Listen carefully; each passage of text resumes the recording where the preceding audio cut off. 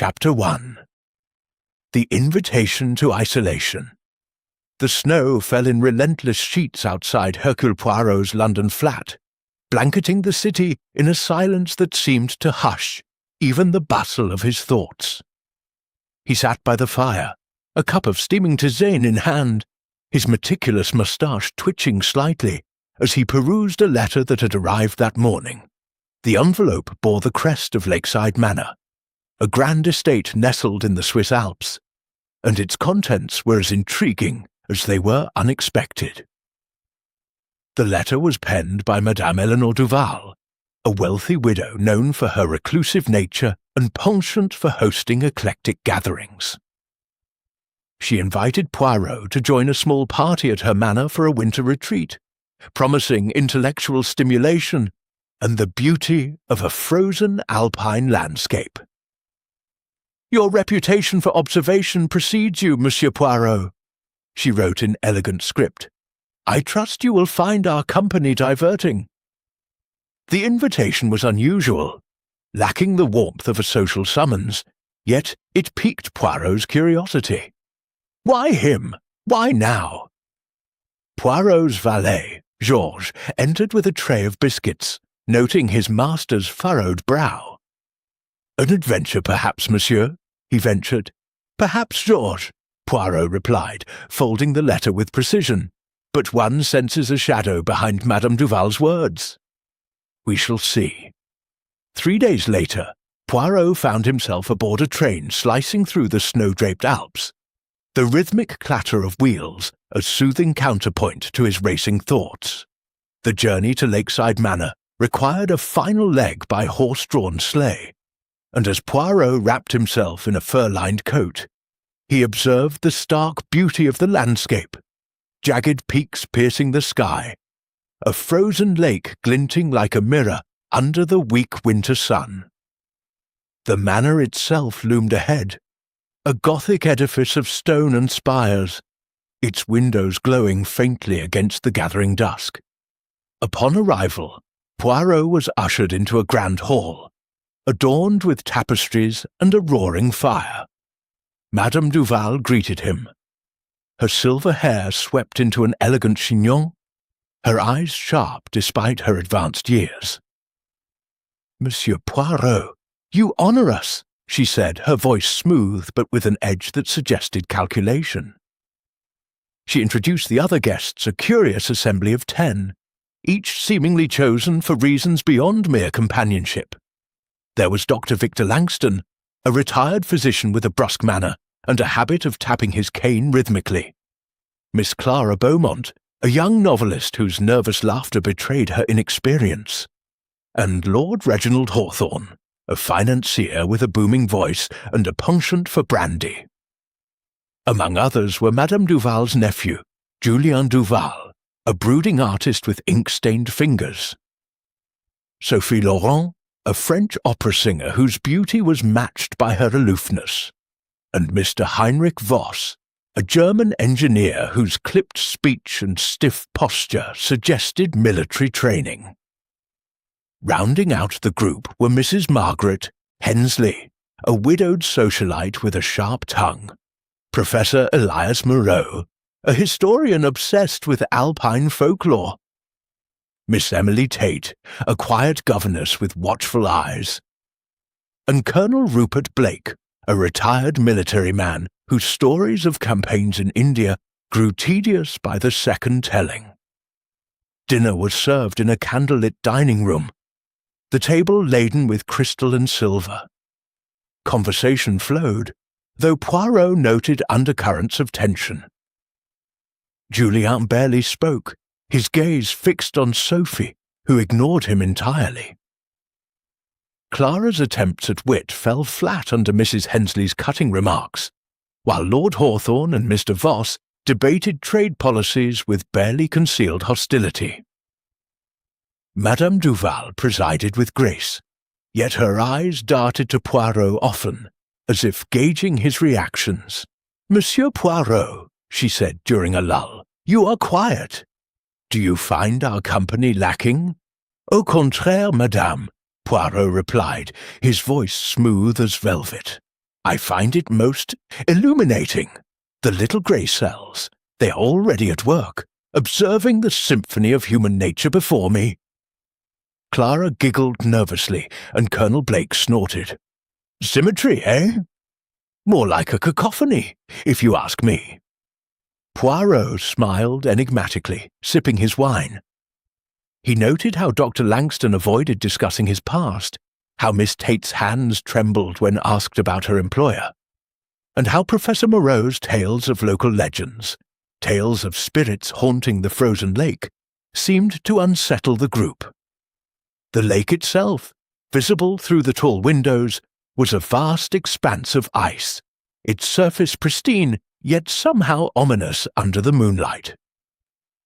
As the meal ended, Madame Duval proposed a toast. "To new friendships and the mysteries of winter," she said, raising her glass. The others followed, but Poirot's keen eyes caught Julien's hesitation, Sophie's fleeting grimace, and the way Voss's fingers tightened around his stemware. Mysteries, indeed.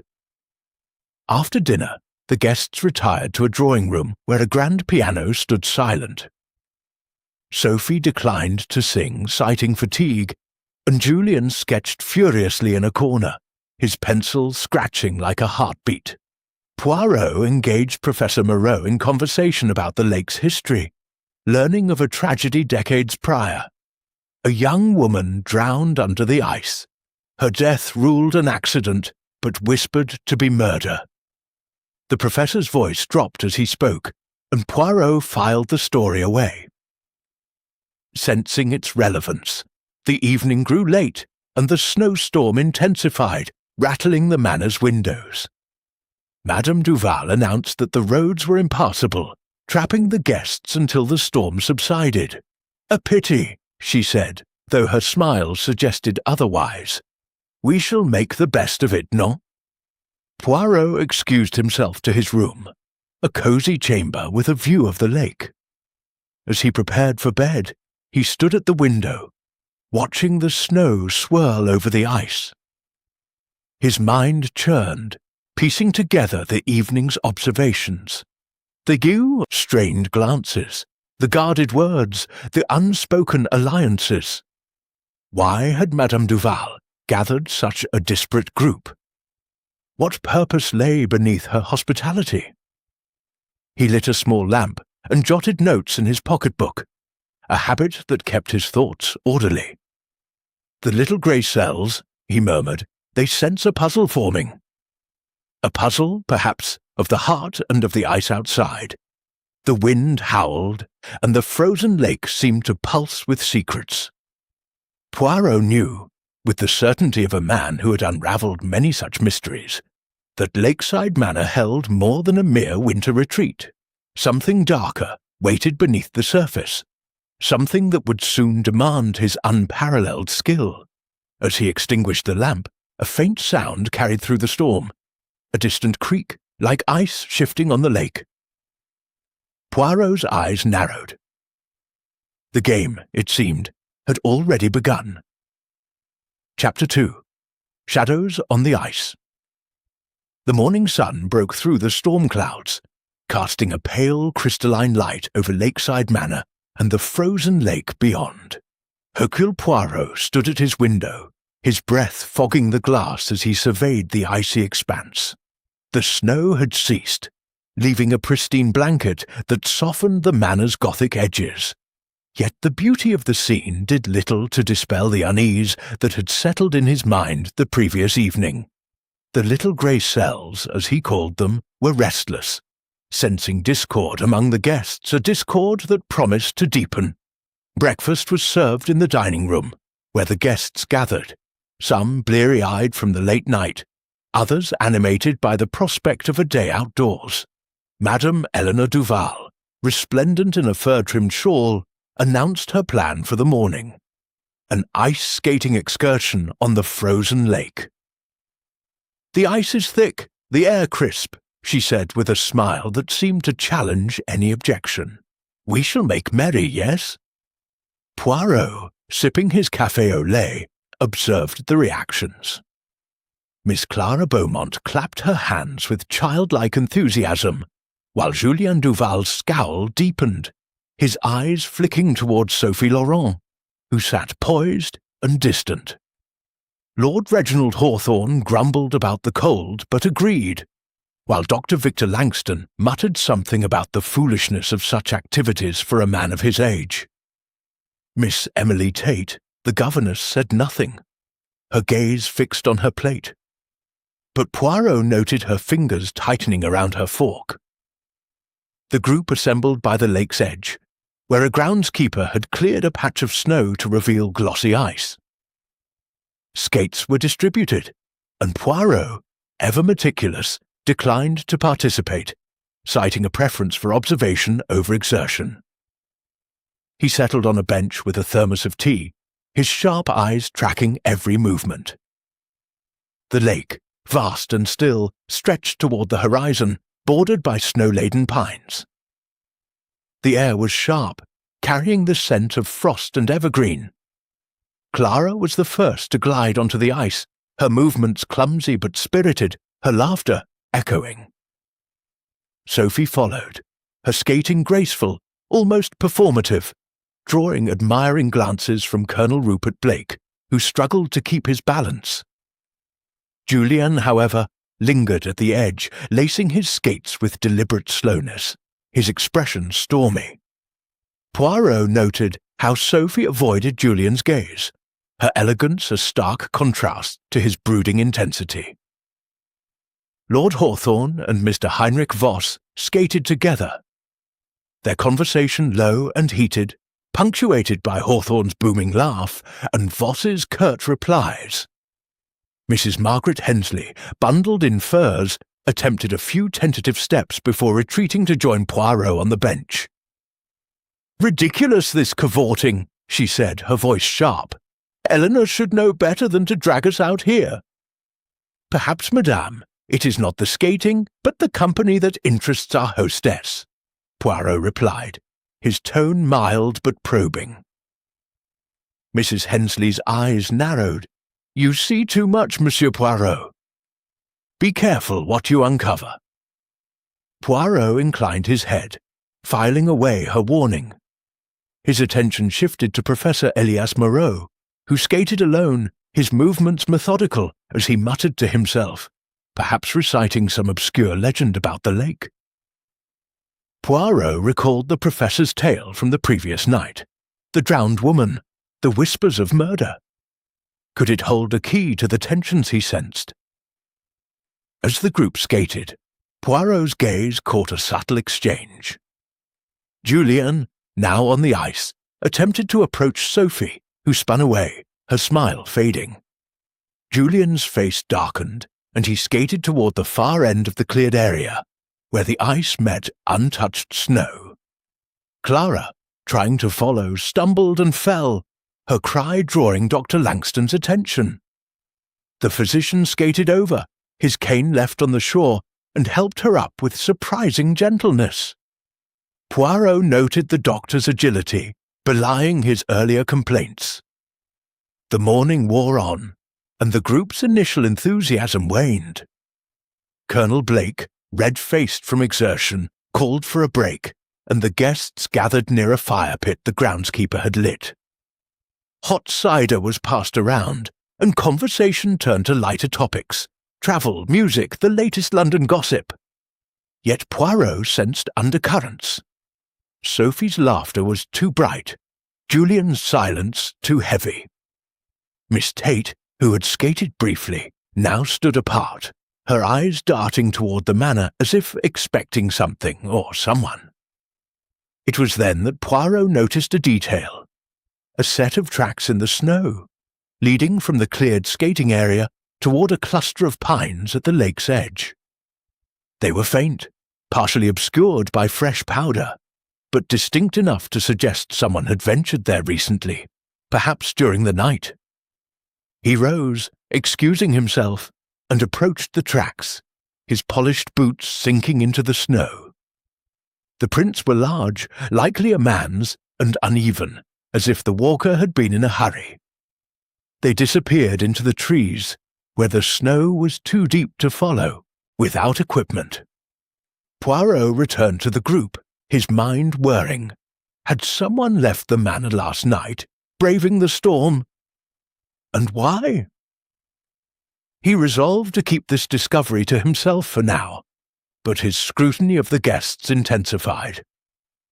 Lord Hawthorne was boasting about a business deal, his voice carrying over the crackle of the fire.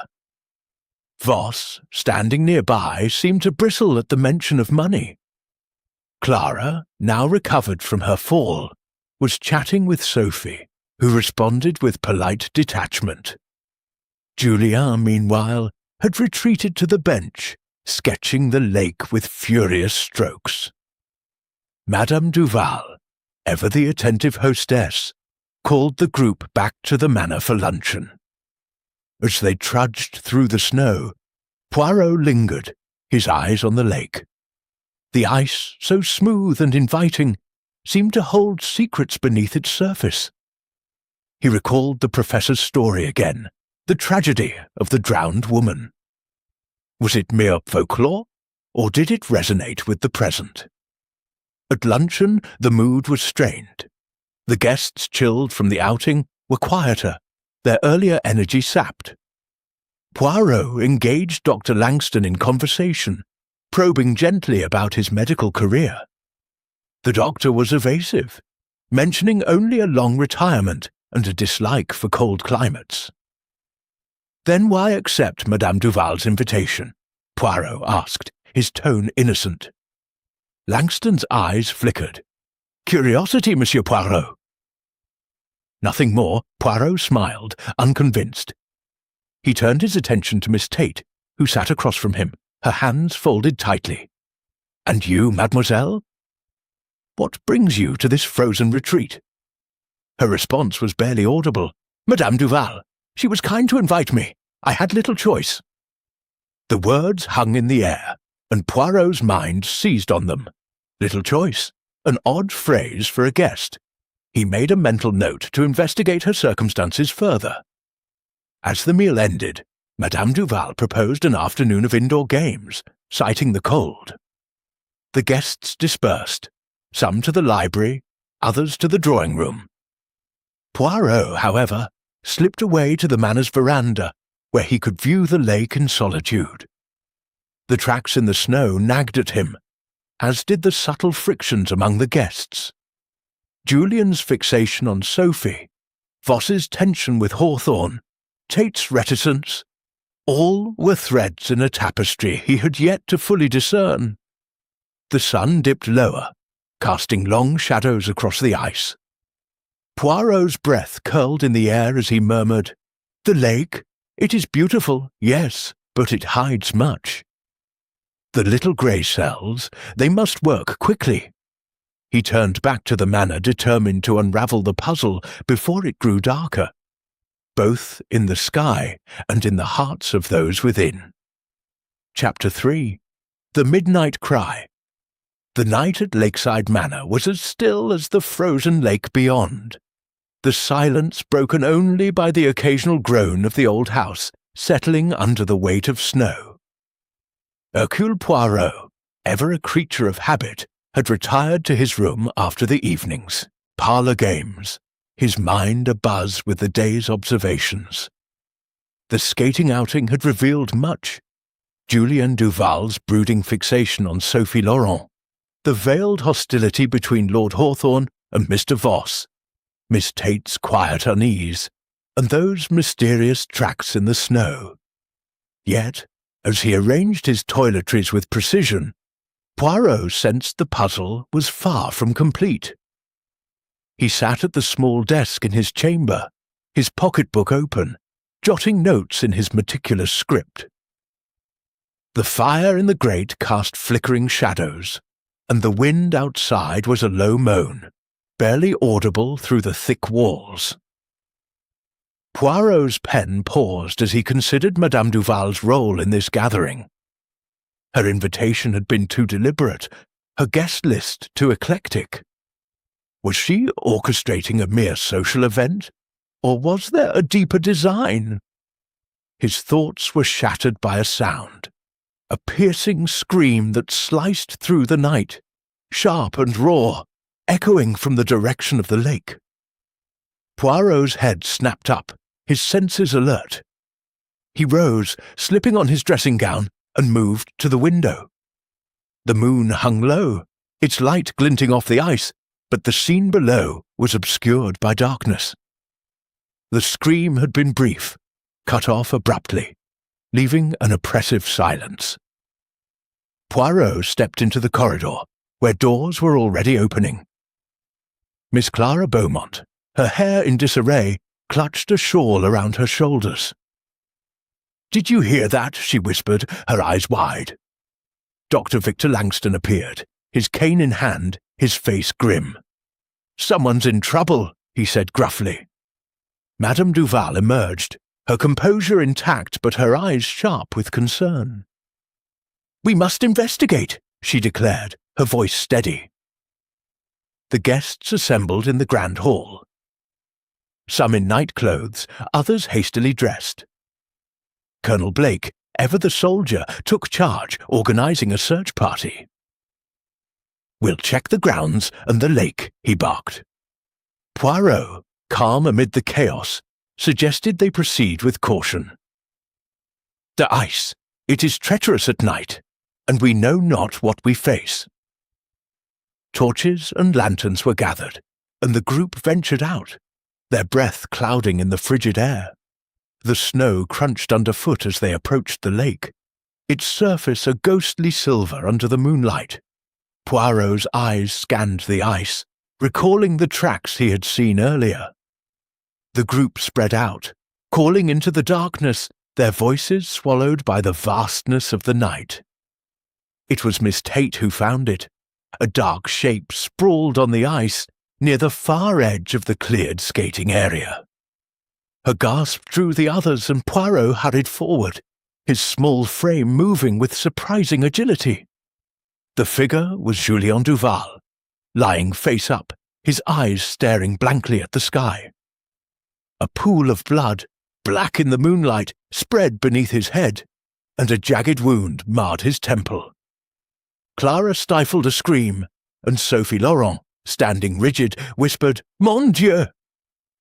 Dr. Langston knelt beside the body, his fingers probing for a pulse. "He's dead," he announced, his voice flat. "Been so for an hour, perhaps less. This wound, it's no accident." Poirot crouched, his gloved hands careful not to disturb the scene. The ice around Julien was undisturbed, save for a few scuffs and the blood that had frozen in thin tendrils. No weapon was visible, but Poirot's eyes narrowed at the angle of the wound. "A blow, yes, but delivered with precision," he murmured. "The little grey cells, they note the absence of struggle." Madame Duval's face was pale, but her voice remained steady. "We must bring him inside and notify the authorities.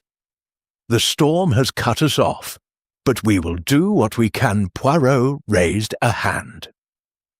"A moment, madame. The scene, it must be preserved until I have observed." He circled the body, his torch casting a stark light.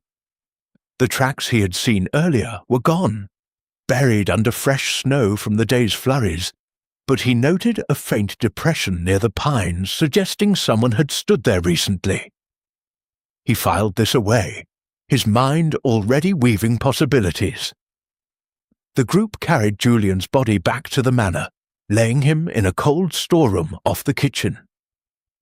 The mood was sombre, tinged with fear. Clara clung to Sophie, who remained eerily composed, her eyes dry. Lord Hawthorne muttered about cursed places, while Mr. Voss stood apart, his face unreadable. Professor Moreau, clutching a notebook, whispered about the lake's legends, earning a sharp look from Mrs. Hensley. "Enough of your ghost stories, Elias," she snapped. Poirot gathered the guests in the drawing-room, where the fire did little to dispel the chill. "Mes amis," he began, his voice calm but commanding. "We are faced with a tragedy, perhaps a crime. Until the authorities can be reached, I, Hercule Poirot, will undertake to investigate. I ask for your cooperation." Colonel Blake bristled. "You're no policeman, Poirot. What gives you the right?" Poirot's eyes gleamed. "The right, monsieur, is given by the little grey cells, which have solved many such mysteries. You will find, I think, that I am not without experience." Madame Duval nodded. "Monsieur Poirot has my full support. We must know what happened to my nephew." The group dispersed uneasy as Poirot began his inquiries. He first approached Sophie, whose connection to Julien had been evident. "Mademoiselle, you were close to Monsieur Duval, no? When last did you see him?" Sophie's gaze was steady, but her fingers twisted a handkerchief. "We spoke briefly after dinner." "He was upset. He went to his room." I think Poirot noted the hesitation. "And this upset? It was about you, perhaps?" Her lips tightened. "Julien was intense." "He thought he loved me, but I did not return his feelings. That is all." Next, Poirot spoke to Miss Tate, who seemed on the verge of tears. "Mademoiselle, you were awake when the scream was heard. Did you see anything unusual?" She shook her head, her voice barely audible. "I couldn't sleep. I was at my window, but it was too dark. I only heard the scream." Poirot's questions continued, each guest offering fragmented accounts of the evening. Dr. Langston claimed to have been reading in his room. Lord Hawthorne said he was asleep, and Mr. Voss admitted to a late walk in the manor's halls, unable to rest. Clara, tearful, said she had been writing in her journal, while Professor Moreau mentioned hearing footsteps outside his door, but saw no one. As the night deepened, Poirot returned to the storeroom to examine Julien's body. The wound was clean, suggesting a heavy object, perhaps a tool or a rock. He noted Julien's coat, damp at the hem, and a faint smear of charcoal on his fingers. Remnants of his sketching, perhaps, or something else. The absence of a weapon troubled him. Had it been thrown into the lake, or hidden elsewhere? Standing alone in the storeroom, Poirot's mind churned. The scream had been a woman's, yet Julien was the victim. Had someone witnessed the act, or was the scream a diversion?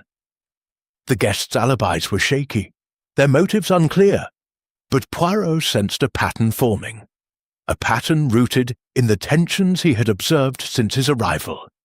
He stepped back into the hall, where the manor's silence felt heavier than ever.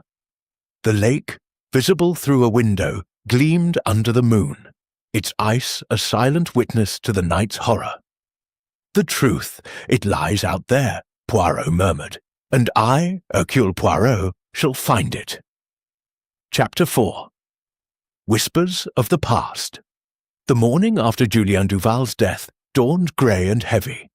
The sky over Lakeside Manor a shroud of clouds that mirrored the gloom within. Hercule Poirot stood by the dining-room window, his hands clasped behind his back, his eyes fixed on the frozen lake where Julien's body had been found. The ice, so serene in the pale light, seemed to mock the chaos that had erupted among the guests.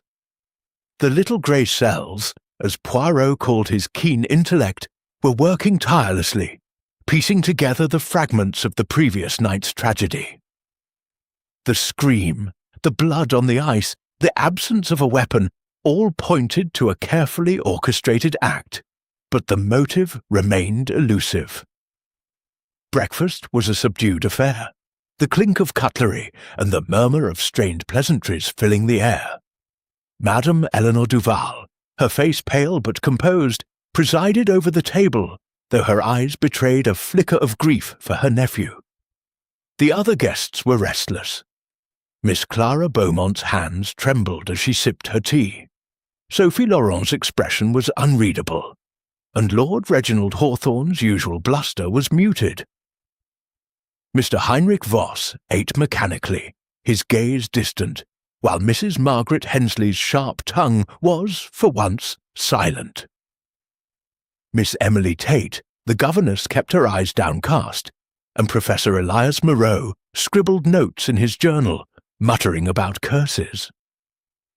Only Colonel Rupert. Blake seemed eager to speak, his voice loud as he recounted a battlefield incident, oblivious to the tension. Poirot, seated at the table's end, observed each guest with the precision of a watchmaker.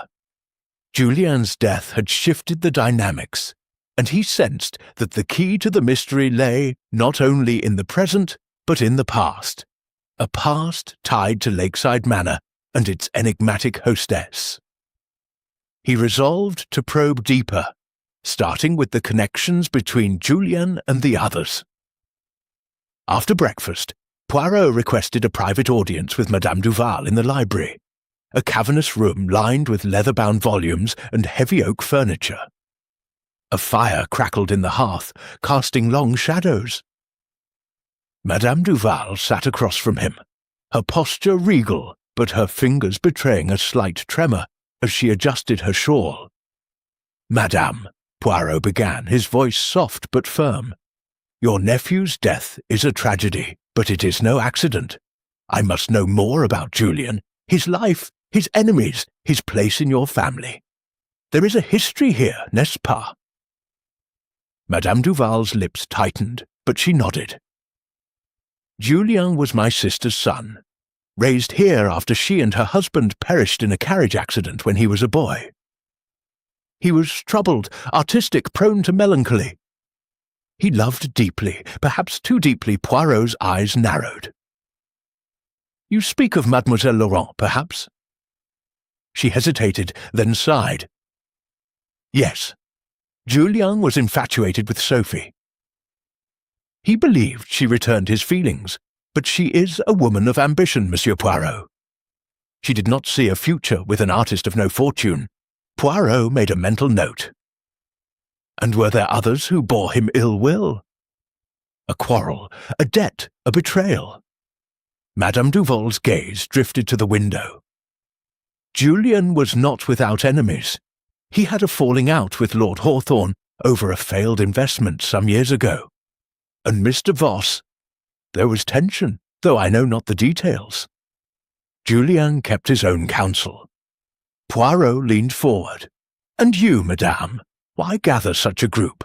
A financier, an opera singer, a governess, a historian, each so different. What purpose unites them?" Her smile was faint, almost wistful. "Curiosity, Monsieur Poirot. I wished to see what sparks might fly when such minds collide. But I did not expect this." Poirot sensed she was holding back, but he did not press.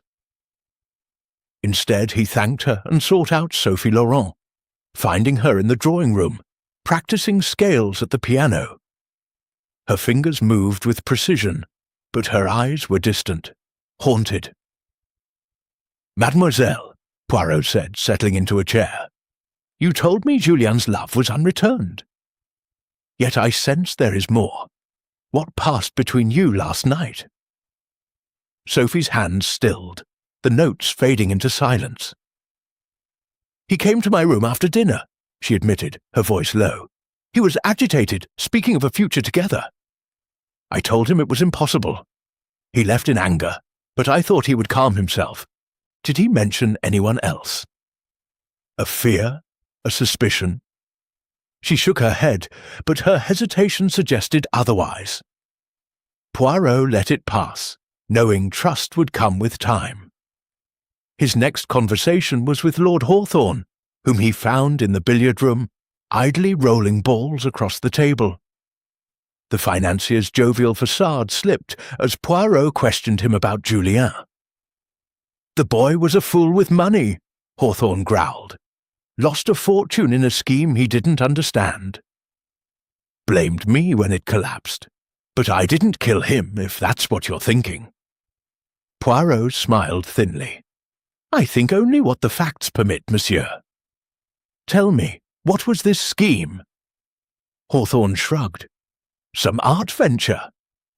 He thought he could sell his paintings through my contacts. It fell apart. Bad timing, bad judgment. Nothing more. Poirot's inquiries continued, each guest offering pieces of Julian's past. Dr. Langston admitted to treating Julian for insomnia years ago, but claimed no recent contact. Mr. Voss, tight-lipped, acknowledged a professional disagreement over a patent Julian had once tried to sell. Miss Tate, nervous, said she barely knew Julia, though Poirot noted her flushed cheeks. Professor Moreau, ever eager to talk, hinted at a scandal involving Julian's mother and a local family, tied to the lake's tragic history. The professor's words lingered with Poirot as he wandered to the veranda, where the lake gleamed under the overcast sky. Moreau had mentioned a woman drowned decades ago, her death linked to the Duval family. Could it be relevant? Poirot's mind turned to the manor's archives, rumoured to hold records of its history. He resolved to search them later, but first he returned to the lake's edge, where the snow had been trampled by the previous night's chaos. Kneeling, he examined the ice where Julian had fallen. The bloodstain was now a faint smudge, but Poirot's keen eyes caught a detail. A tiny fragment of charcoal, like that on Julian's fingers, embedded in the ice. Had he been sketching before his death? Or was the charcoal a clue to something else? Nearby, he noticed a faint scratch on the ice, as if something heavy had been dragged. No weapon had been found, but Poirot suspected it lay hidden, perhaps beneath the ice or in the snow-laden pines. As he stood, Clara approached, her face pale. "Monsieur Poirot, do you think is it safe here, after what happened?" Poirot's gaze softened. "Safety, mademoiselle, is a matter of truth. And the truth I shall find." She nodded, unconvinced, and hurried back to the manor. Poirot lingered, his eyes on the lake. The past, he sensed, was whispering through the present, secrets of love, loss and betrayal. Julien's death was no isolated act. It was a thread in a tapestry woven long ago, and Poirot was determined to unravel it. Returning to the manor, he sought out the library's archives, where dusty ledgers and letters awaited. As he began his search, the wind rose, rattling the windows, and the lake seemed to pulse with a quiet menace. "The past," Poirot murmured. "It speaks, and I, Hercule Poirot, shall listen." Chapter 5. The Locked Study. The air in Lakeside Manor was thick with suspicion as the second day after Julien Duval's death unfolded. Hercule Poirot, ever meticulous, had spent the morning sifting through the threads of motive and opportunity, his little grey cells humming with the complexities of the case. The guests, confined by the snowbound isolation, moved through the manor like shadows, their glances wary, their words guarded. The frozen lake, visible through every window, seemed to taunt them with its silent secrets, and Poirot knew that the truth lay not only in the present, but in the hidden corners of the manor itself. After his morning inquiries, Poirot turned his attention to the physical spaces of Lakeside Manor, convinced that the house held clues to Julian's murder. Madame Eleanor Duval had mentioned a study on the second floor, a room Julian often used for his sketching. He kept it locked, she had said, her voice tinged with something Poirot could not yet name. Regret, perhaps, or fear.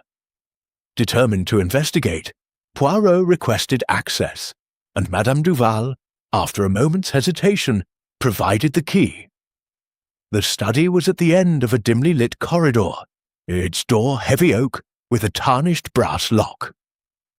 Poirot turned the key, the mechanism clicking with a satisfying snap, and stepped inside.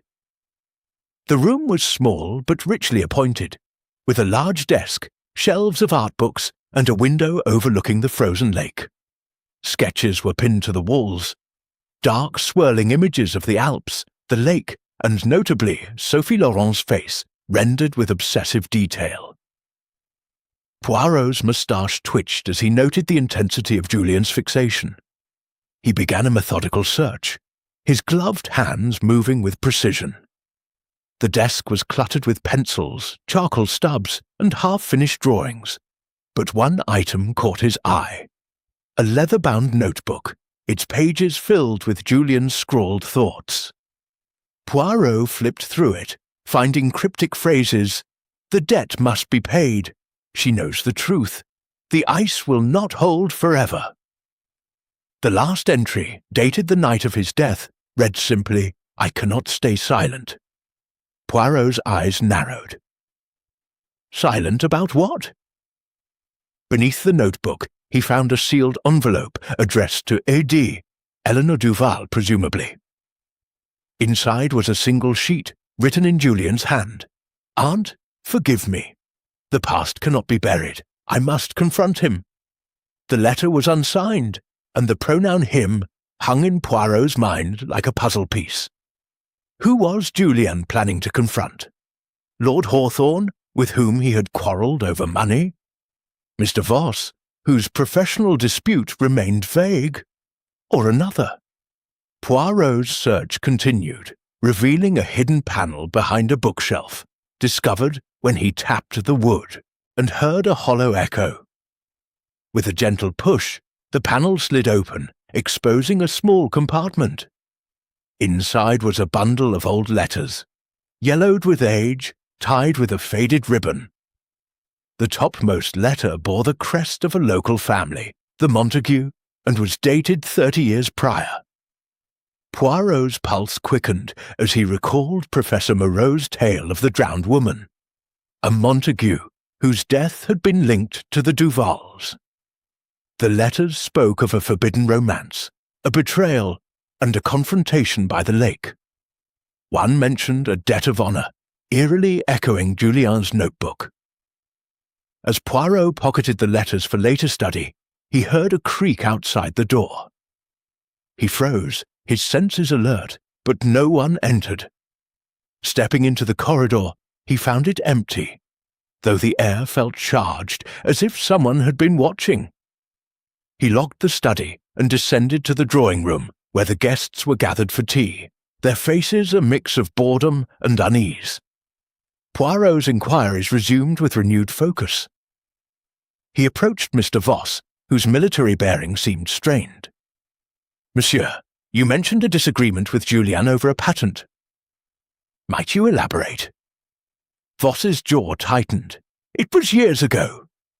He tried to sell me a design for a heating mechanism, flawed, impractical. I refused, and he took it personally." Nothing more. Poirot's smile was polite but piercing. "And yet, monsieur, you are here, in this remote manner, with a man who bore you ill will. Curious, no?" Voss said nothing, his eyes cold. Poirot moved on to Miss Emily Tate, who was sipping tea in a corner, her hands trembling. "Mademoiselle, you seem distressed. Did Julian perhaps confide in you? A secret, a fear?" Her eyes darted away. "I barely knew him, Monsieur Poirot. He was kind, but distant." Poirot noted her evasion, but pressed gently. "You were awake the night he died, yes? At your window. Did you see anyone near the lake?"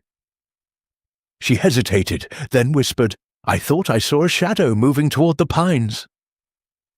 But it was so dark. I can't be sure." Her words aligned with the faint depression Poirot had seen near the trees. And he filed this away, his mind turning to the scream that had pierced the night. A woman's scream, yet Julian was the victim. Was Miss Tate hiding something, or was her fear genuine? The afternoon wore on, and Poirot sought out Professor Moreau, finding him in the library, poring over a tome of alpine folklore. "Professor, your stories of the lake intrigue me," Poirot said, settling beside him. "The Montague woman, her death was no accident, you implied?" Moreau's eyes gleamed. "The locals believe she was pushed, Monsieur Poirot. A lover's quarrel, they say, involving a Duval. The family hushed it up, but the lake never forgets. Poirot's thoughts raced. The letters, Julian's cryptic notes, the Montague connection, were they linked to his murder? He excused himself and returned to the study, re-examining the notebook. A faint smudge of red wax on one page caught his eye, suggesting a seal had been broken. Had Julian uncovered a secret tied to the manor's past, one someone wished to keep buried? As evening approached, the guests gathered for dinner, their alibis fraying under Poirot's subtle probing. Lord Hawthorne admitted to leaving his room briefly that night, claiming he needed air. Dr. Langston said he heard footsteps but saw no one. Sophie Laurent pressed again, revealed that Julian had mentioned a reckoning before storming out of her room. Each revelation tightened the web, but the centre remained elusive. Poirot retired to his room, the letters and notebooks spread before him. The Montague tragedy, he sensed, was the key, a scandal that had rippled through time, touching Julien's life and death. The locked study had yielded clues, but also questions. Who had Julian meant to confront? And why had the scream been a woman's? Outside, the wind howled, and the lake gleamed under the stars, its ice a mirror for the manor's secrets. Poirot's eyes gleamed with determination. The past, it speaks through the present, he murmured, and I, Hercule Poirot, shall make it confess. Chapter 6.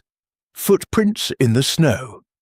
The third day at Lakeside Manor dawned with a brittle clarity, the sun piercing the clouds to cast a stark light over the frozen lake. Hercule Poirot stood at the edge of the ice, his breath clouding in the frigid air, his eyes tracing the spot where Julien Duval's body had been found 2 nights prior. The bloodstain had faded, scoured by wind and snow, but the memory of that night lingered sharp and unyielding. The little grey cells were restless, weaving together the threads of Julian's cryptic notebook, the Montague letters, and the woman's scream that had shattered the silence. Now, a new urgency gripped Poirot. A second incident had occurred, deepening the manor's atmosphere of dread. The previous evening after dinner, a commotion had erupted in the stables. A groundskeeper had discovered a broken lantern, its glass shattered and oil spilled, near a stack of hay that bore scorch marks. The fire had not taken hold, but the intent was clear. Someone had attempted arson.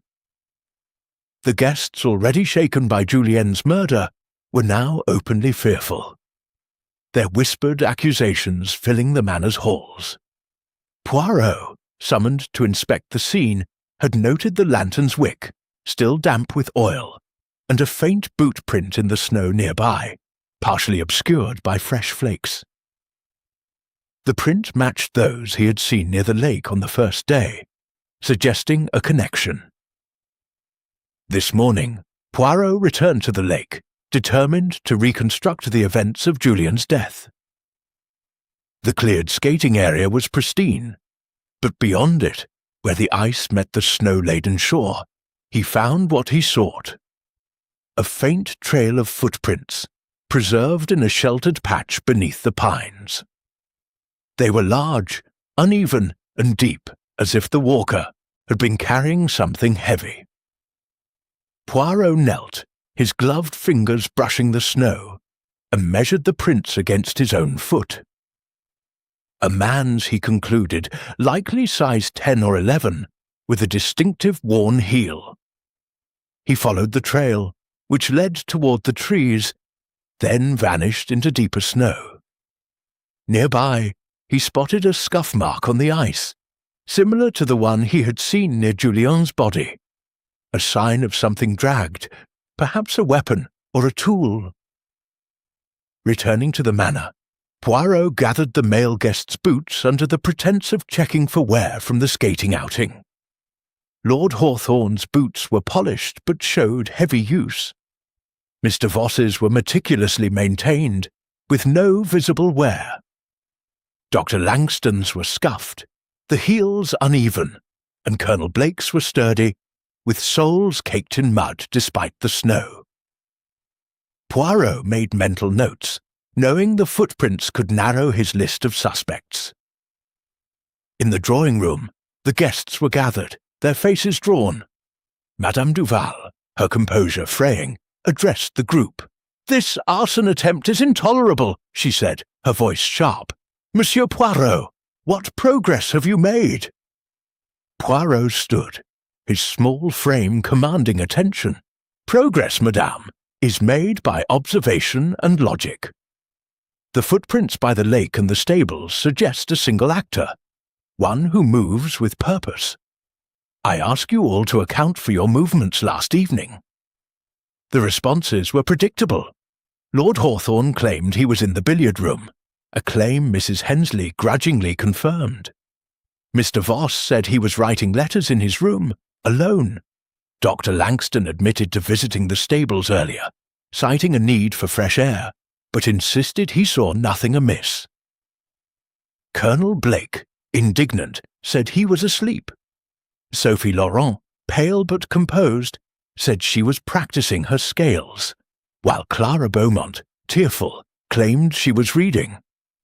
Miss Tate, her voice barely audible, said she was in her room, unable to sleep. Professor Moreau, clutching his journal, admitted to wandering the halls, chasing inspiration for his folklore studies. Poirot's eyes lingered on Dr. Langston, whose boots matched the footprints' wear pattern. "Monsieur, you were at the stables. Did you see anyone near the lantern?" Langston's grip on his cane tightened. "No, Poirot." "I was there briefly, checking on the horses. I left before any trouble started." Poirot nodded, unconvinced. He turned to Miss Tate, whose nervousness was palpable. "Mademoiselle, you saw a shadow by the lake the night of Julien's death. Last evening, did you see anything unusual?" Her hands twisted in her lap. I heard a noise like glass breaking from the direction of the stables, but I didn't look out. I was afraid her fear seemed genuine, but Poirot sensed she knew more. He resolved to speak with her privately later. For now, he shifted his focus to the lake, returning to the scene with a groundskeeper to probe the ice. Using a long pole, they tapped the surface near the pines where the ice was thinner. A dull thud revealed a heavy object beneath, but the ice was too thick to break without tools. Poirot marked the spot, suspecting it might hold the murder weapon, a heavy tool or stone perhaps used to strike Julien. Back at the manor, Poirot sought out Sophie Laurent, whose connection to Julien remained a focal point. He found her in the conservatory, surrounded by wilted plants, her fingers tracing the petals of a dying orchid. "Mademoiselle," he said gently, Julien's notebook spoke of a truth he could not keep silent. "Did he share this truth with you?" Sophie's eyes flickered with something, guilt perhaps or sorrow. "He was obsessed with the past," she said softly. "He spoke of a family secret, something about his mother and the Montagues. He thought it was why someone hated him." Poirot's mind seized on this. The Montague letters from the locked study mentioned a betrayal. Could it be linked to Julien's death? He pressed further. "Did he name this someone?" She shook her head, but her hesitation suggested she was withholding. "He was afraid, Monsieur Poirot." He said the lake would reveal everything. Poirot thanked her, and sought out Professor Moreau, whose knowledge of the lake's history was proving invaluable. In the library, the professor was hunched over a map of the estate, his finger tracing the lake's contours. "Monsieur," Poirot said, The Montague woman's death, you said it involved a Duval. Was it Julian's mother? Moreau's eyes widened. Possibly. The story is muddled, but there was talk of a love affair between a Montague daughter and a Duval man. When she drowned, fingers pointed at the Duvals, though nothing was proven. Poirot's thoughts raced. Julian's notebook, the letters, the footprints, all pointed to a motive rooted in the past, perhaps a vendetta rekindled. The arson attempt suggested someone was desperate to cover their tracks. But who? And why? As evening fell, Poirot stood by the lake once more, the footprints now faint under fresh snow. The ice gleamed, its secrets locked beneath the surface. The lake, it speaks in whispers, he murmured, but the footprints, they shout. I, Hercule Poirot, shall follow their path to the truth. Chapter 7. Allies and Adversaries. The atmosphere at Lakeside Manor had grown taut as a bowstring, each guest navigating the halls with a wariness that spoke of fear and mistrust. Hercule Poirot, standing in the grand hall as the afternoon light filtered through the snow-laden windows, felt the weight of the mystery pressing upon him. Julien Duval's murder, the attempted arson in the stables, and the cryptic clues from the locked study formed a puzzle that was both intricate and urgent. The footprints in the snow, the Montague letters, and the faint charcoal smudges all pointed to a truth buried in the past. But Poirot knew that to unravel it, he needed allies, trustworthy minds to aid his investigation amid a sea of potential adversaries. Poirot began his day by seeking out Miss Clara Beaumont, whose nervous energy and open demeanour suggested she might be persuaded to share what she knew. He found her in the library, curled up with a novel, her eyes darting to the door as he entered. "Mademoiselle," he said, his voice gentle but firm, "you are observant, a writer of stories. Have you seen or heard anything that might aid Hercule Poirot in this dark affair?" Clara's fingers tightened on her book. I don't know, Monsieur Poirot. Everyone's so tense. But last night, when I heard the glass breaking in the stables, I saw someone moving toward the back door of the manor.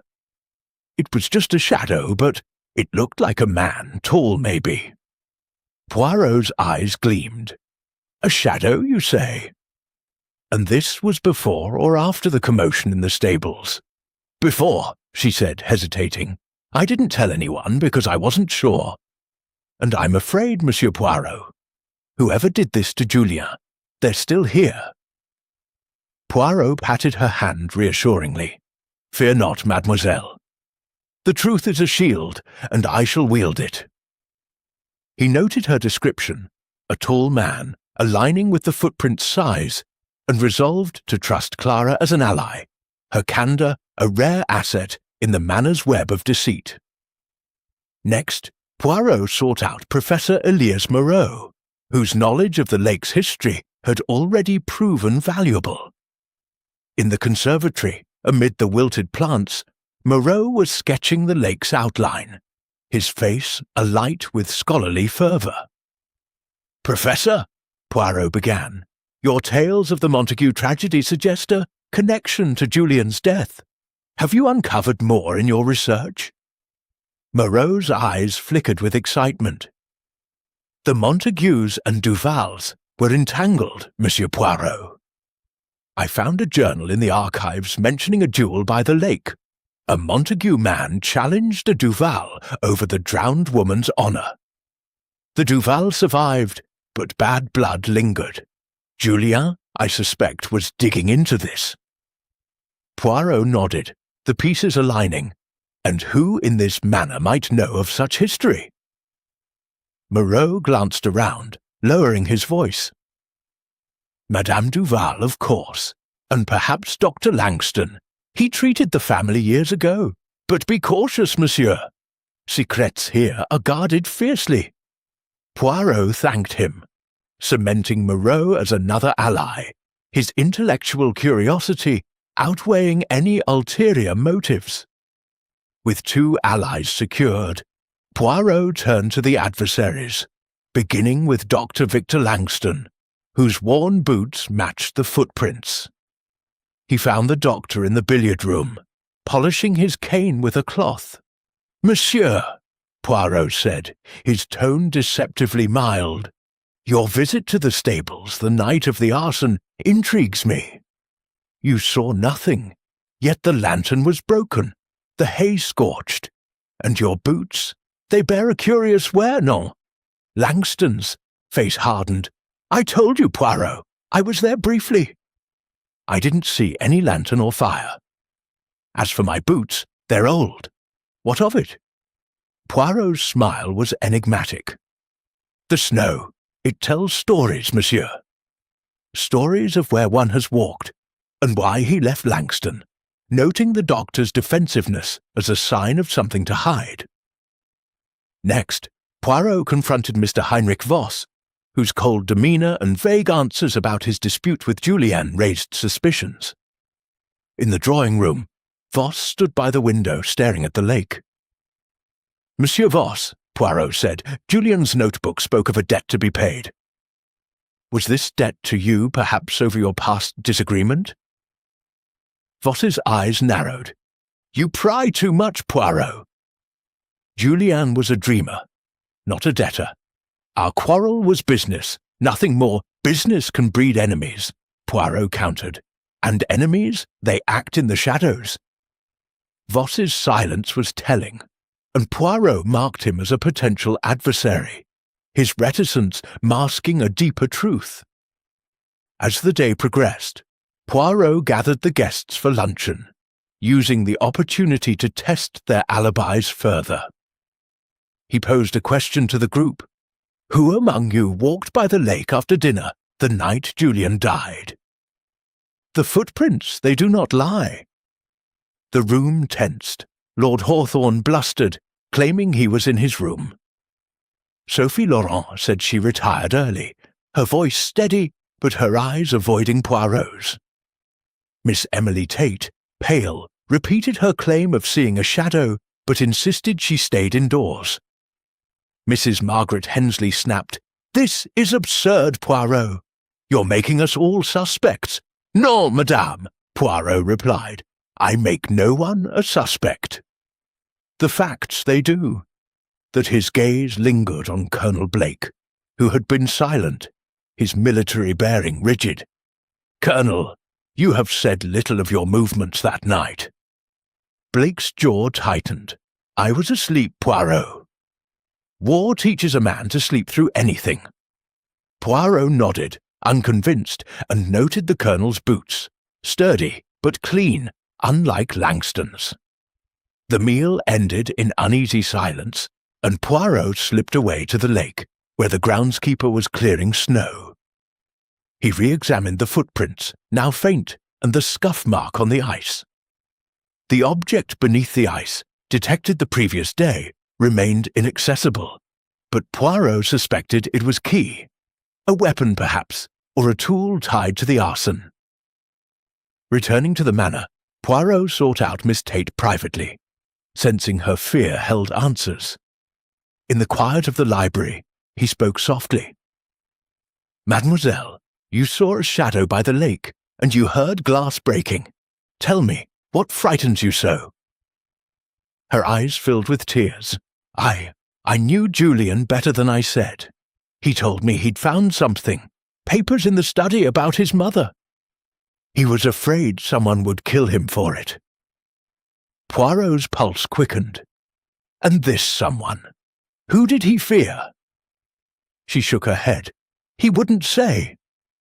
Only that it was someone here, someone close. As evening fell, Poirot stood by his window, the lake gleaming under the stars. His allies, Clara and Moreau, had given him pieces of the puzzle, while Langston, Voss, and perhaps Blake emerged as adversaries, their secrets guarded. The Montague tragedy, Julian's notebook, the footprints, all pointed to a motive rooted in betrayal and revenge. The arson attempt suggested a desperate act to conceal the truth, but Poirot was closing in. "The lake. It holds the key," he murmured, "and I, Hercule Poirot, shall unlock its secrets." Chapter 8. The Thawing Deception. The fourth day at Lakeside Manor brought a subtle shift in the air, a faint warming that softened the snow's edges and set the frozen lake a-gleaming under a hesitant sun. Hercule Poirot stood on the veranda, his eyes fixed on the ice, where faint cracks hinted at the thaw. The manor's oppressive atmosphere had intensified, the guests' nerves frayed by Julien Duval's murder and the arson attempt in the stables. Poirot's little grey cells buzzed with the clues accumulated: the Montague letters, Julian's cryptic notebook, the footprints in the snow, and Miss Tate's fearful confession about Julian's discovery. The truth was close, but it remained veiled, like the lake beneath its melting surface. The morning's discovery came unexpectedly. A groundskeeper, clearing snow near the lake's edge, shouted for Poirot. Beneath a thin layer of ice, where Poirot had suspected an object lay hidden, a heavy iron crowbar had surfaced, its handle stained with dried blood. Poirot examined it carefully, noting its weight and the rust along its edge, likely the weapon used to strike Julien. The blood confirmed it as the murder weapon, but its placement suggested deliberation. Someone had broken the ice to hide it, only for the thaw to betray them. Poirot had the crowbar secured in the manor's storeroom, its discovery a pivotal clue. Back in the manor, Poirot gathered the guests in the drawing-room, their faces a mix of dread and curiosity. Madame Eleanor Duval, her composure strained, demanded answers. "Monsieur Poirot, this crowbar, does it tell us who killed my nephew?" Poirot's moustache twitched. "It tells us much, madame, but not all. The ice, it thaws, and with it the deception unravels. I ask you all, who among you has handled such a tool?" The question sparked unease. Lord Hawthorne scoffed. "A crowbar!" "I'm no labourer." Poirot Mr. Voss claimed ignorance of the manor's tools, his tone clipped. Dr. Langston, whose boots matched the footprints, said he used similar tools in his youth, but not recently. Colonel Blake, bristling, insisted he had no need for such things. The women, Sophie Laurent, Clara Beaumont, Miss Tate and Mrs. Hensley, denied any knowledge, though Miss Tate's eyes darted nervously. Poirot's gaze lingered on Dr. Langston. "Monsieur, you were at the stables the night of the arson, and your boots bear the marks of one who treads heavily in snow. The crowbar, perhaps, was familiar to you." Langston's grip on his cane tightened. "You're fishing, Poirot." "I've no connection to that weapon." Poirot smiled thinly. "The facts, they do not fish. They hunt." He turned to Sophie, whose connection to Julien remained a thread to tug. "Mademoiselle, Julien spoke of a family secret, one tied to the Montagues. Did he share more with you, perhaps in confidence?" Sophie's composure faltered, her fingers twisting a silk scarf. "He was obsessed with his mother's past," she admitted. "He said she was wronged, that someone in this manor knew the truth. He wouldn't tell me who, but he was angry, desperate even." Poirot nodded, the Montague letters echoing in his mind. He sought out Professor Moreau, his ally in the library, where the scholar was poring over a ledger.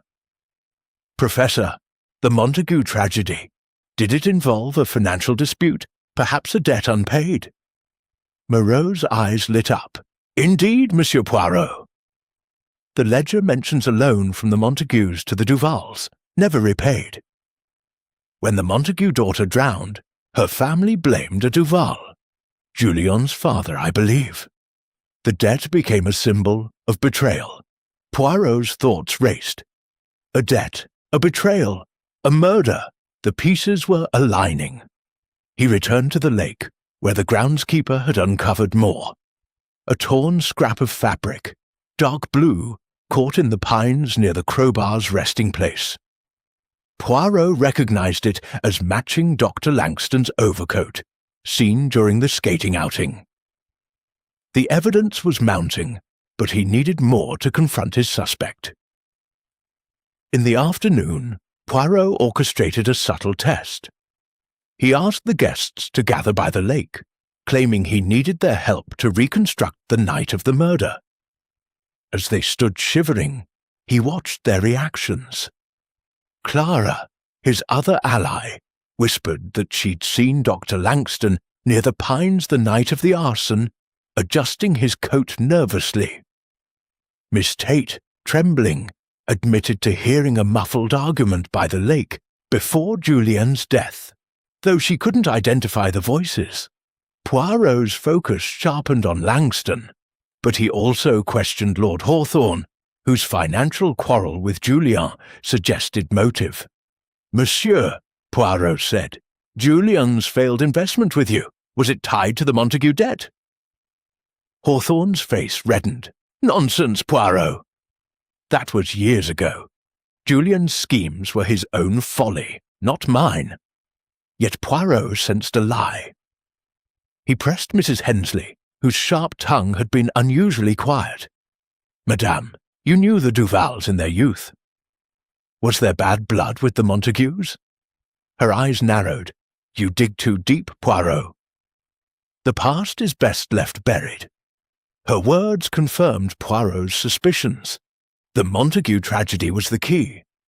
That evening, he confronted Dr. Langston privately in the study, the crowbar and fabric scrap laid out like evidence in a courtroom.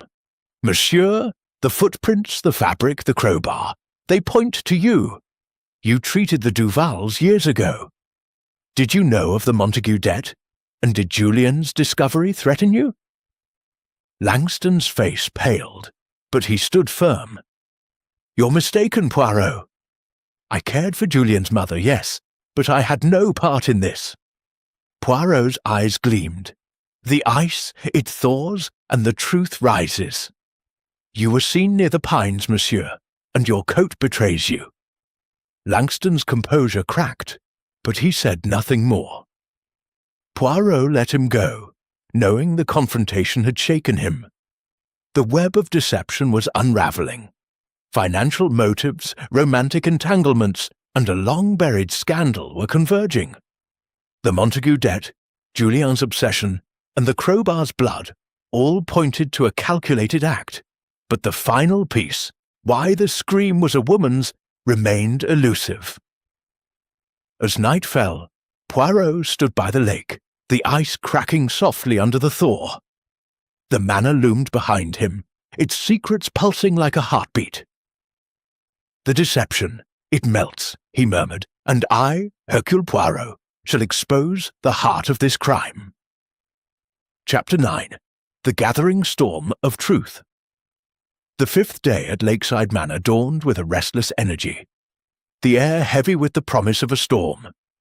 The frozen lake, now laced with cracks from the thaw, reflected the turbulent sky, mirroring the mounting tension within the manor's walls. Hercule Poirot stood in the grand hall, his polished shoes gleaming, his moustache perfectly symmetrical, but his mind a whirlwind of deduction. The clues, Julian Duval's murder, the bloodied crowbar, the Montague letters, the footprints, and the woman's scream, had woven a tapestry of deceit, and Poirot was ready to unravel its final threads. Tonight, he would assemble the guests and lay bare the truth, using the little grey cells to expose the killer. The morning was spent in quiet preparation. Poirot revisited the locked study, re-examining Julian's notebook and the Montague letters. The phrase, "the debt must be paid," echoed in his mind, tying the murder to the old scandal. The letters spoke of a loan from the Montagues to Julian's father, unpaid after the tragic drowning of a Montague daughter, rumoured to be his lover. Julian's obsession with this history, as Miss Tate and Sophie Laurent had hinted, suggested he had uncovered a secret someone wished to keep buried.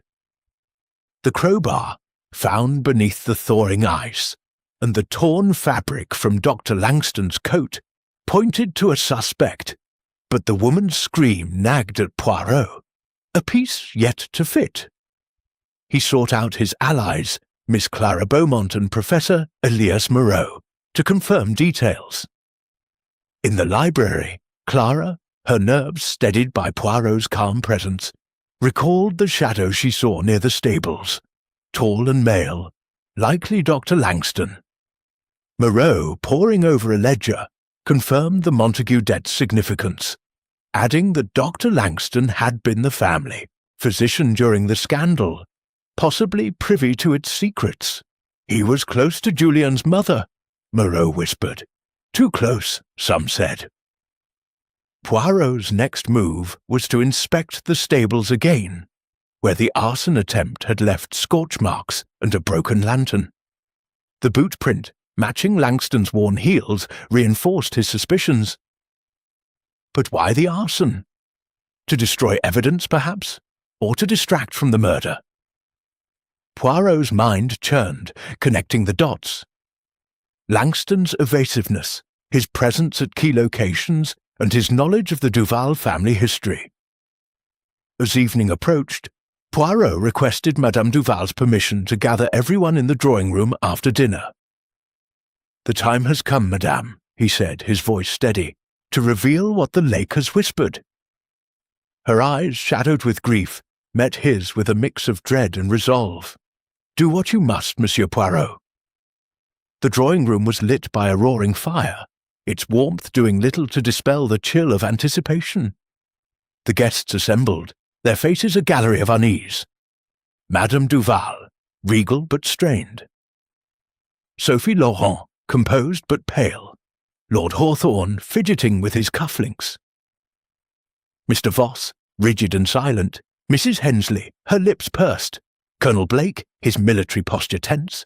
Miss Tate, trembling. Clara, clutching a handkerchief. And Professor Moreau, his journal open. Dr. Langston, leaning on his cane, avoided Poirot's gaze. Poirot stood before them, his small frame commanding the room. "Mes amis," he began, his voice clear and deliberate, "a crime has been committed, a life taken, and the truth hidden beneath the ice.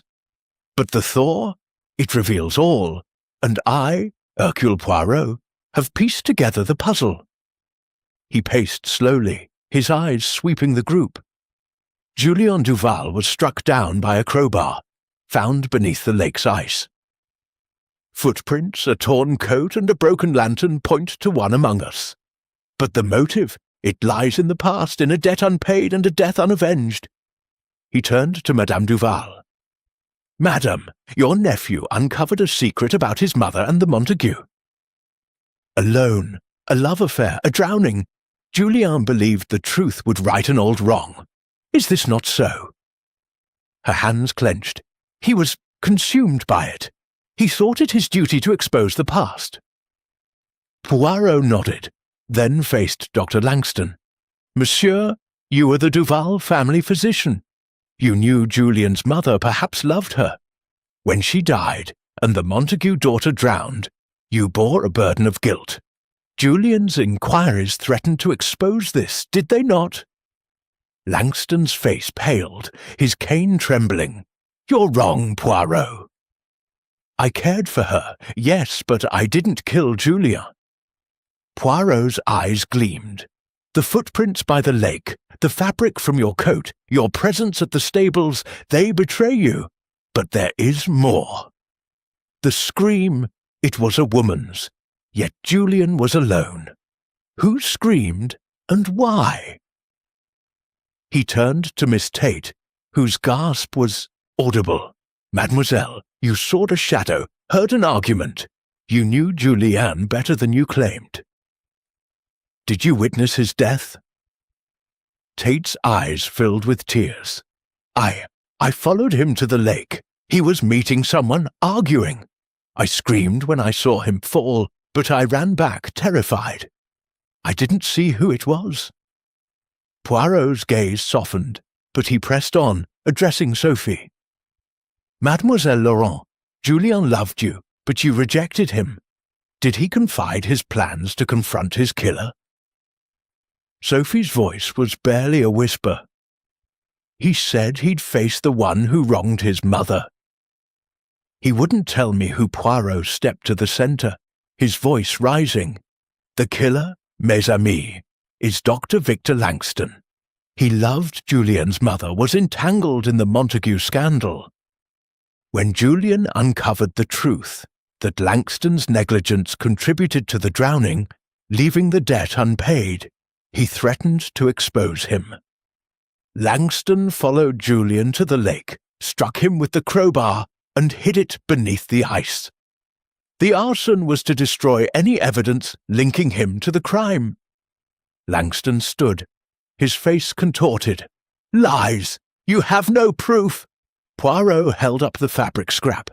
This, from your coat, was found with the crowbar. Your boots match the prints. And Miss Tate's scream. She saw you, though fear clouded her memory. The room was silent, the guests staring at Langston, who slumped back, defeated. I didn't mean to kill him, he whispered. He was going to ruin me, drag up the past. I panicked. Poirot's voice softened. The past, it cannot be escaped, monsieur. The truth, it always rises. As the storm gathered outside, the guests sat in stunned silence, the weight of the revelation settling. The lake, its ice cracking, seemed to sigh in relief. Poirot's work was nearly done, but one final step remained, to ensure justice and close the chapter on Lakeside Manor's dark secrets. Chapter 10. Resolution on the Shore. The storm that had been brewing over Lakeside Manor broke on the 6th day, its winds howling across the frozen lake, scattering snow like ashes. Hercule Poirot stood by the drawing-room window, watching the tempest rage, his mind as sharp as the icy shards that battered the glass. The revelation of Dr. Victor Langston as Julien Duval's killer had stunned the guests, but Poirot's work was not yet complete. The little grey cells demanded a final act, a confrontation to lay bare every detail, to ensure justice, and to bring peace to the manor's troubled souls. The lake, its thawing surface a mirror of truth, beckoned for resolution. The morning was spent preparing for the denouement. Poirot had instructed Madame Eleanor Duval to gather the guests by the lake's shore at noon, weather permitting, for a final reckoning. Dr. Langston, confined to his room under Colonel Rupert Blake's watchful eye, had been silent since his confession, but Poirot sensed the doctor's story was incomplete. The Montague letters, Julien's notebook, the crowbar, and Miss Emily Tate's scream all pointed to Langston. Yet a lingering question remained. Why had he acted so desperately, and was he truly alone in his guilt? As noon approached, the storm eased, leaving a brittle calm. The guests assembled by the lake, their coats bundled against the cold, their faces a mix of relief and dread. Madame Duval stood tall, her grief for Julien tempered by resolve. Sophie Laurent, her beauty stark against the snow, clutched a scarf tightly. Lord Reginald Hawthorne and Mr. Heinrich Voss stood apart, their early attentions subdued. Mrs. Margaret Hensley's sharp gaze darted between faces, while Clara Beaumont and Professor Elias Moreau, Poirot's allies, stood close, their trust in him unwavering. Miss Tate, pale and trembling, avoided looking at the ice where Julien had died. Colonel Blake, guarding Langston, maintained a soldier's stoic demeanour. Poirot stepped forward, his small frame commanding the scene. "Mes amis," he began, his voice carrying over the wind's low moan. "The tragedy of Julien Duval has been solved, but the lake demands we speak the full truth. Dr. Langston, you have confessed, but I, Hercule Poirot, must lay bare the heart of this crime." He turned to Langston, who stood hunched, his cane discarded, his eyes hollow. "Monsieur, you loved Julien's mother, Marie Duval, did you not? 30 years ago, she was entangled with a Montague man, a love forbidden by both families. When the Montague daughter drowned, you, as the family physician, were called to the scene, but you failed her, non? Your negligence allowed her death to be called an accident, leaving the Montague debt unpaid, and the Duvals blamed Langston's voice was a rasp. I tried to save her. The ice was thin, the night dark. I couldn't reach her in time." Poirot's eyes gleamed. "And yet you kept this secret, knowing it tarnished your reputation." Julien, digging into his mother's past, found the Montague letters in the study. He confronted you, threatening to expose your failure, to demand justice for his mother and the Montagues. You panicked, followed him to the lake, and struck him with the crowbar, hiding it beneath the ice. The guests gasped, but Poirot raised a hand. "There is more." The scream, "Miss Tate's," came when she saw you strike Julienne. She fled, terrified, but her cry alerted us. The arson in the stables was your attempt to destroy evidence, perhaps papers Julienne had hidden, or to create chaos to cover your tracks. Miss Tate sobbed, nodding. "I saw him. I couldn't stay." I was so afraid Langston's shoulders slumped. "I didn't mean to kill him." He was so angry, shouting about justice. I just wanted him to stop. Poirot turned to the group. "But there is another layer. Madame Duval, you knew of this history, did you not? You invited these guests, each with ties to the past, to force the truth to surface, perhaps to atone for your family's role." Madame Duval's eyes filled with tears. "I wanted closure, Monsieur Poirot. Julien was consumed by his mother's tragedy.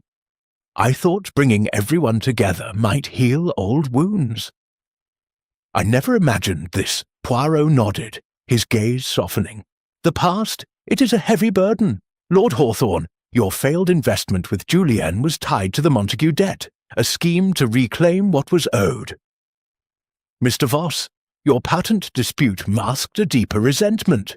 Julian's father outbid you in business long ago. Mrs. Hensley, you knew the gossip, yet kept silent to protect your social standing. Each of you carried a piece of this tragedy." The guests stood in silence, their secrets exposed. Sophie Laurent stepped forward, her voice breaking. "Julien loved me, but I couldn't love him back. I knew he was troubled, but I didn't know why. I wish I'd listened." Poirot's voice was gentle, but firm. "The heart, it complicates the mind, mademoiselle. But the truth, it sets us free." He turned to Colonel Blake. "Monsieur, you will ensure Dr. Langston is secured until the authorities arrive. The storm has cleared. A sleigh can reach the village by morning." Blake nodded, his face grim. "It's done, Poirot." As the guests dispersed, Poirot lingered by the lake, the ice now soft and treacherous under the thaw. Clara approached, her eyes bright with admiration. "You saw it all, Monsieur Poirot. How do you do it?" He smiled, touching his moustache. "The little grey cells, mademoiselle. They see what others miss. The patterns, the motives, the human heart." Professor Moreau joined them, his journal tucked under his arm. "The lake's curse is lifted, perhaps," he said. "No more ghosts." Poirot's gaze swept the horizon. "The ghosts, they are not in the lake. but in us, we carry them until the truth sets them free. As the group returned to the manor, Poirot paused, his eyes on the water lapping at the ice's edge. The resolution was complete, but the cost was heavy. A young life lost, a family's pain laid bare. He murmured, "The lake, it has spoken, and I, Hercule Poirot, have listened." The wind carried his words away, and the manor stood silent, its secrets finally